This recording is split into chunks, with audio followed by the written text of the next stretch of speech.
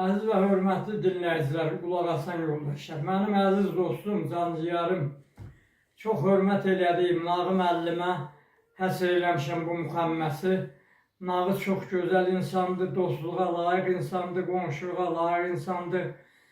Nağının hörməti neçə dünyada yaşayırım, həmişə mənim yanımda çox yüksək olacaq.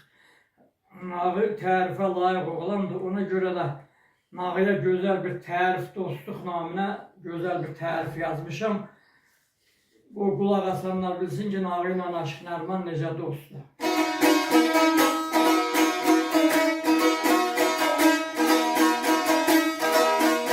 Baş müxəmməs, orta müxəmməs, sazda çoxdur, orta müxəmməs sən oxuyacaq.